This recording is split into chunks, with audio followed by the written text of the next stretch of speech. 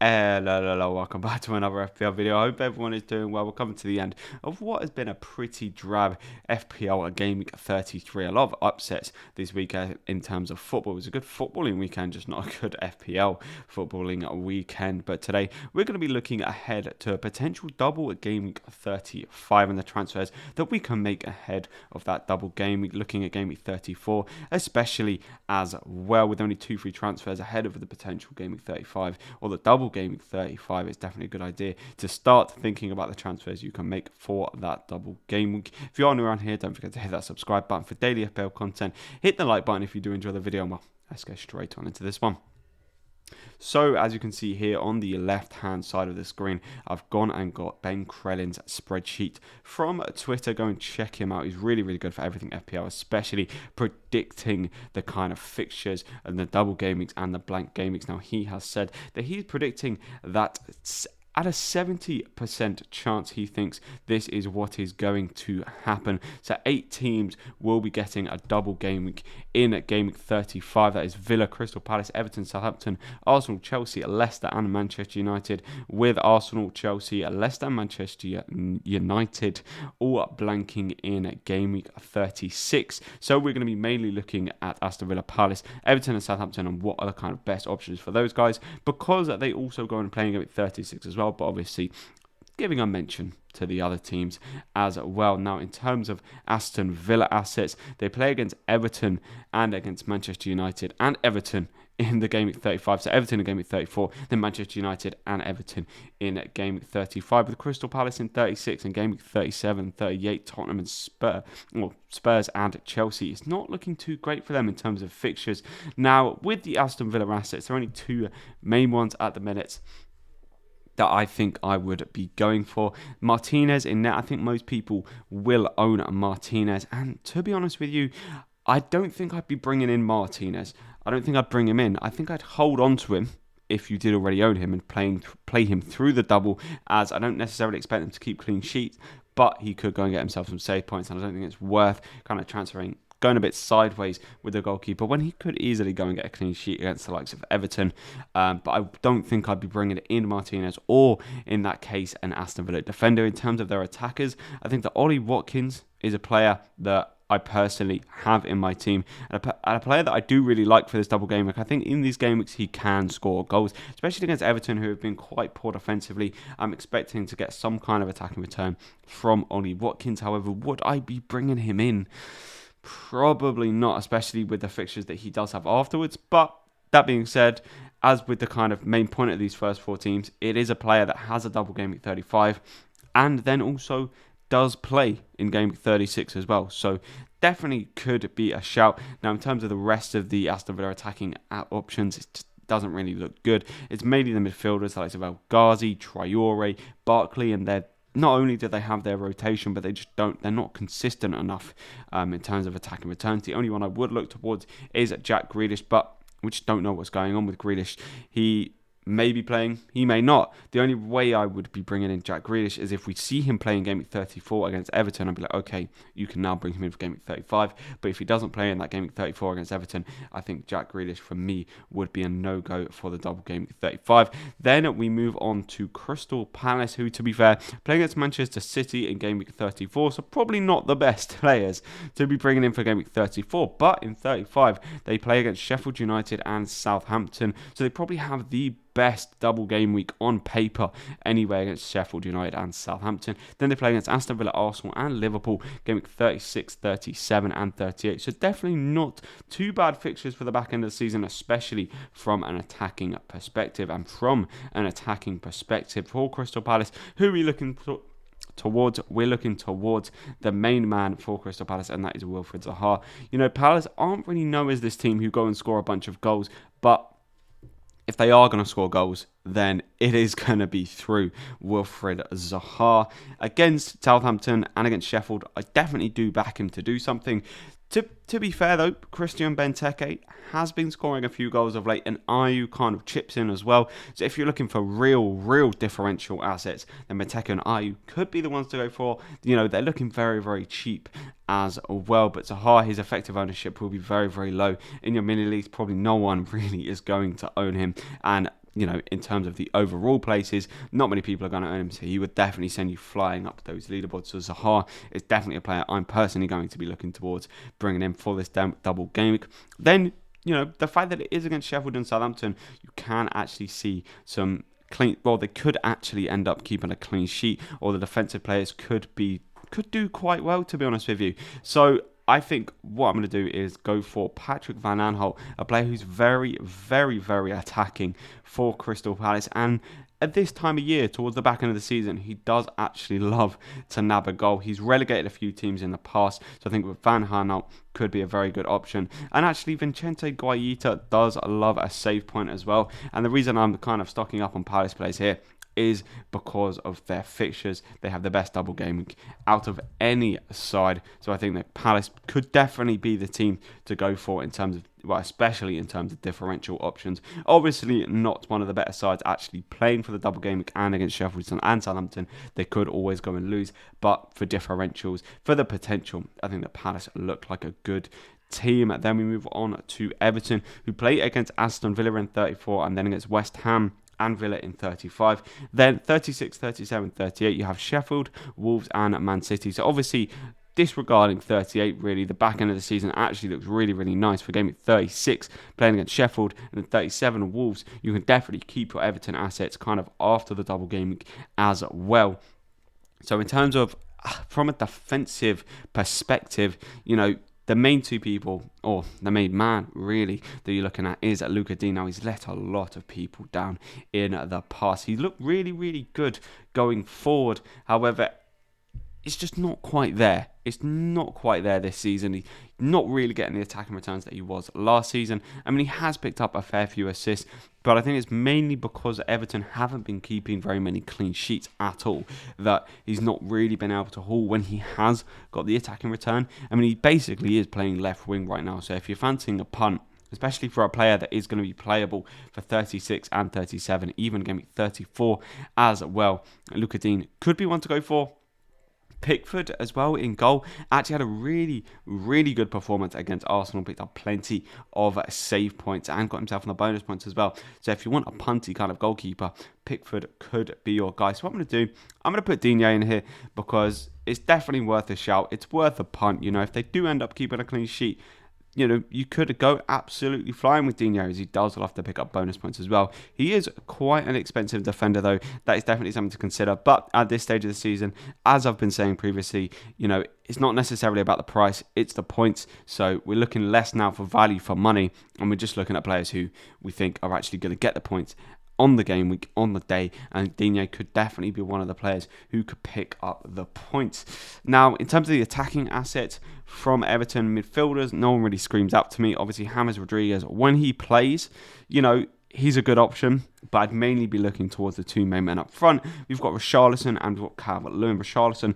obviously a bit of a differential in terms of overall, and probably in your mini leagues as well. But in terms of consistency, I think you just kind of have to go with Dominic Calvert-Lewin. He's had a really, really good season so far this year. Unfortunate for him, he has ended up picking up a few injuries along the way. Otherwise, he'd probably be on for an absolutely sensational season. He's gone a little bit off the boil of late, but that obviously is, as I say, due to his injuries. One thing to note is that when he does score or get an assist or anything, he doesn't really pick up any bonus points unless he gets 2 attacking returns, whereas Richarlison, if he ends up bagging a goal, he'll end up getting maybe 2-3 bonus points as well. So Richarlison probably more likely to send you flying up the leaderboards than Calvert-Lewin, but week in, week out, Calvert-Lewin probably more likely to get those attacking returns. So then we move on to the final team that also have a game week 36, along with playing in game week 35, and that is Southampton, who have just blanked in game week 33. Now they're playing as Leicester in game week 34. To be fair though, Leicester have been playing a hell of a lot of fixtures of late, so this may be a good time for Southampton to catch them. It would be intriguing to see how Leicester do against Crystal Palace tomorrow night on the Monday night fixture, but probably still not the best fixture to be bringing in Southampton assets for. And then in double game week 35, they play against Liverpool and Crystal Palace. So from an attacking perspective, looking pretty good, but from a defensive perspective, I wouldn't say it looks that great. But to be fair, after game week 35, game week 36, Fulham, Gameweek 37, Leeds 38 against West Ham United. So it is really good fixtures for them until the end of the season. So I think that Southampton assets could be a goer, but that the thing is, it's just who do you go for from Southampton? The only defender that I think is even worth mentioning really is Vestergaard, just because he offers the attacking potential as well. Benderak can do it on his day, and he did have that period earlier on in the season where he had really, really good consistency, and he was absolutely smashing it in goal. You know, McCarthy and Forster constantly rotating, and wouldn't be going for any one of those. You could go for Ward-Prowse in the midfield. That's probably one of the only guys that I'd be looking for. Or from an attacking perspective, Ward-Prowse is really the only one to be going for. I would love to get Danny Ings in, but as we see when we bring in Danny Ings here, he does actually have that kind of hamstring, 75% on him. Che Adams hasn't really been getting that much time. Like Gineppo hasn't really been getting much time. Walcott's in and out. There's so many of these kind of, even Redmond, of these attacking players for Southampton. You don't really know who is actually going to play. So if Danny Ings is back fit for this double game week, from a Southampton's perspective, he's probably the one I would be going for. It's a shame for Southampton that Danny Ings can't really stay fit, because I personally would definitely be looking at Southampton if he could stay fit, or at Danny Ings if he could stay fit, because of the fixtures that he does have for Game Week 36, 37 and 38 as well. But as I say, because there's not too much consistency from that attack, Ward-Prowse is the only one that offers that consistency. Could go and bang a free kick, but his returns aren't that consistent either. So really, I'd probably be steering clear of Southampton assets, just because we just don't really know who's going to play. Could get injured, and they've also just not been on too great a form of late. Then we move to the next team, Arsenal, who have the potential of having a double game week 35, but do blank in game week 36, but they also do have very good 37 and 38 fixtures against Crystal Palace and Brighton. So going from potentially one of their cheaper assets could allow you to kind of bench them in 36 and then play them in 37 and game week 38 as well. So in game week 34, they're playing against Newcastle, so a very good fixture to bring in a Brighton asset, an Arsenal asset, especially from an attacking perspective, maybe not so much from a defensive perspective, because Newcastle, to be fair to them, have been scoring a fair few goals of late. Looking defensively, I'd probably be going for Holding out of any one of the Arsenal defenders. Offers you a real good option to kind of devalue your defence at 2 million, really. 4.2 million Holding comes in at, and he does like to pick up the bonus points as well when he does play. And I think from an attacking perspective, I've got to be going for Saka here, coming in at 5.4 million. Just offers the kind of best value for me. I know I didn't really, I was talking earlier about not going for value of the players that are going to get you points, but I think Saka not only offers the best value, but coming at 5.1 million actually, but is probably the most likely to get you points from Arsenal as well. Obviously, Aubameyang still recovering from malaria, Lacazette out for an undisclosed period of time with an injury. Nketiah could be one up front. If you want a punt for a cheap option, why the hell not go for Eddie Nketiah? If Lacazette is going to be out for a while, you know, as I say, why the hell not? But Saka kind of taking up that spot there could be an okay option for this double game week, playing against West Brom and Chelsea. Not necessarily expecting too much from him against the likes of Chelsea, but against West Brom is definitely not a bad fixture, and he looks so dangerous when going forward. The only other attacker to maybe mention is the likes of Pepe, you know, coming in at 7 million, does take penalties now that the likes of Aubameyang and Lacazette are out, so could be an option, but I still, for me, Pepe is just not quite there. Smith Rowe is there if you really want to take some, kind of extract some value out of your team. 4.2 million. Number 10 just looks like a real good option for FPL. Isn't really getting too many attacking returns though, which is a shame, because he tends to take up that number 10 position on the kind of team sheet, but then drops in quite a bit. So he'll be more playing the kind of pass to assist rather than actually getting the attacking returns himself. Then we move on to Chelsea, who, to be fair to them, have a very nice game week 34 against Fulham. In that they play against Manchester City and Arsenal in the double. They don't play against Arsenal in game week 36. They blank in 36. Then they have a tough fixture against Leicester in 37 and playing against Villa in 38. So to be honest, for me, for Chelsea assets, I probably wouldn't be looking to bringing them in.